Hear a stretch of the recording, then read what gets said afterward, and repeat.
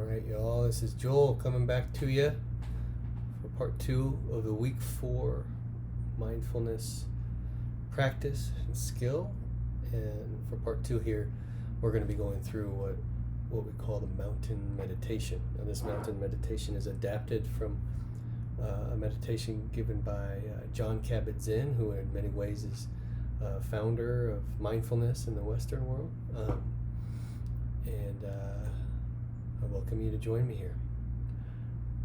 Allowing your eyes to close gently as you bring your attention to the flow of your breathing.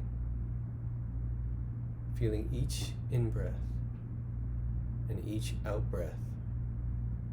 Just observing your breathing without trying to change it or to regulate it in any way. Allowing the body to be still and sitting with a sense of dignity, a sense of resolve, a sense of being complete and whole in this very moment, with your posture reflecting this sense of wholeness. And as you sit here, picturing in your mind's eye as best you can the most beautiful mountain you know or have seen or can imagine, just holding the image and feeling of this mountain in your mind's eye,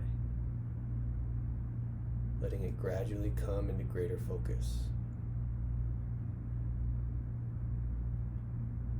Observing its overall shape, its lofty peak high in the sky, large base rooted in the rock of the earth's crust, its steep or gentle sloping sides.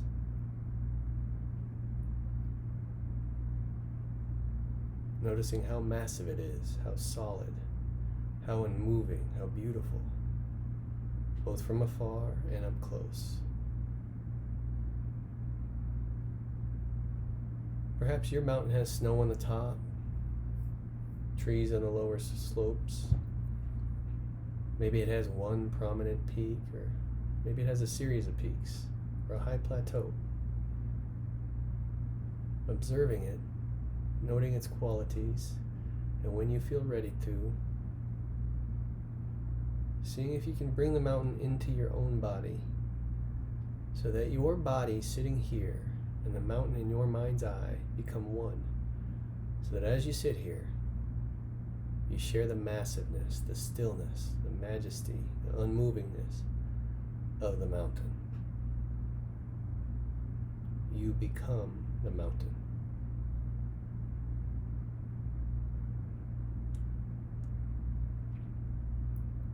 Rooted in the sitting posture, your head becomes the lofty peak, supported by the rest of the body and affording you a panoramic vista.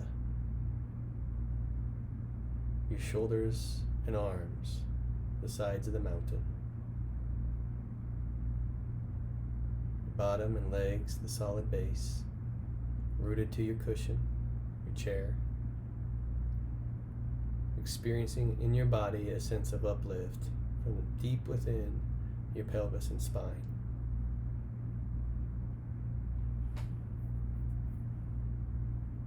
With each breath, as you continue sitting, becoming a little more a breathing mountain. Unwavering in your stillness, completely what you are, beyond words and thought, a centered, unmoving presence. As you sit here, becoming aware of the fact that as the sun travels across the sky, the light and shadows, colors are changing virtually every moment in the mountain's granite stillness.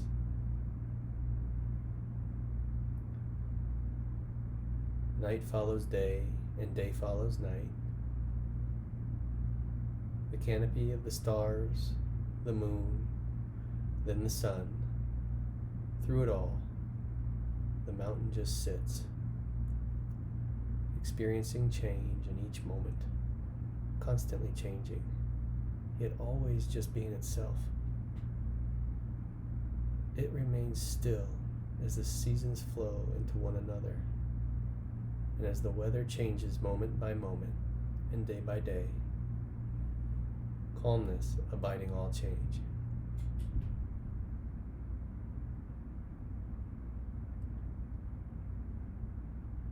In summer, there's no snow on the mountain, except perhaps for the very peaks or the crags shielded from direct sunlight. In the fall, the mountain may wear a coat of brilliant fire colors. In winter, a blanket of snow and ice. In any season, it may find itself at times enshrouded in clouds or fog or pelted by freezing rain. People may come to see the mountain and comment on how beautiful it is, or else not a good day to see the mountain, that it's too cloudy or rainy or foggy or dark. None of this matters to the mountain, which remains at all times its essential self. Clouds may come and clouds may go. Tourists may like it or not. The mountain's magnificence and beauty are not changed one bit by whether people see it or not, seen or unseen, in sun or clouds, broiling or frigid, day or night. It just sits, being itself. At times it's visited by violent storms,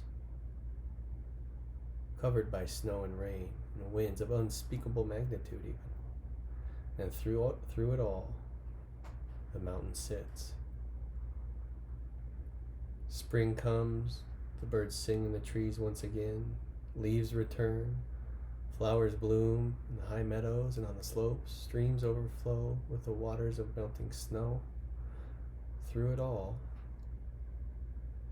the mountain continues to sit, unmoved by the weather. What happens to the surface, by the world of appearances? In the same way as we sit in meditation here, we can unlearn to experience the mountain.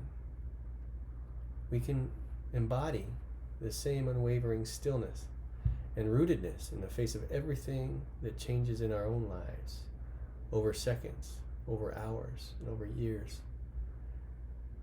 In our lives, we experience constantly the changing nature of mind and body and of the outer world.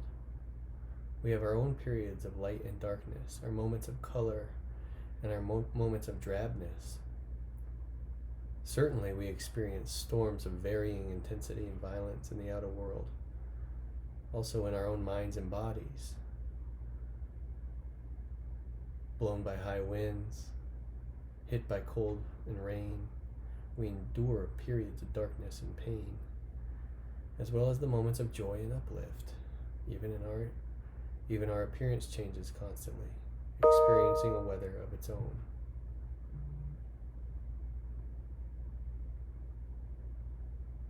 By becoming the mountain in our meditation practice, we can link up with its strength and stability and adopt them for our own. We can call awareness to our own storms so that we can navigate our lives in a way that we feel is meaningful. We can complete that assignment or study for that test, although we don't want to, or we'd rather put it off for whatever reason. We can call what is keeping us from engaging in these things to mind and know that we are the mountain and we will remain with or without the storms. We can use the energy of the mountain to support ourselves and encounter each moment with mindfulness, equanimity, and clarity. Now, this may help us to see that our thoughts and our feelings that we sometimes are blind to, and our preoccupations, our emotional storms and cries, even the things that happen to us, are very much like the weather. We tend to take it all personally or avoid it altogether.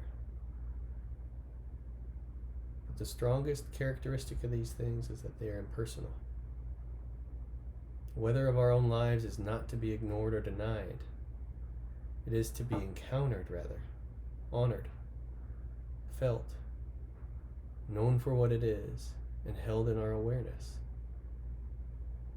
And in holding it this way, we come to know a deeper silence and stillness and wisdom. With that wisdom, we can make a choice, even if there's a storm. Mountains have this to teach us, and much more if we come to listen.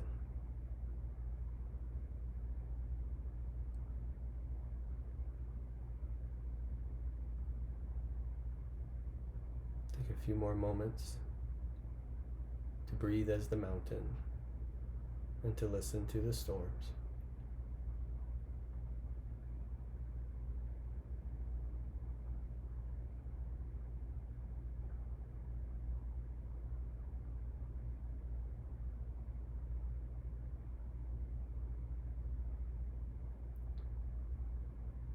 And when you're ready, gradually bringing your awareness to your body in the chair,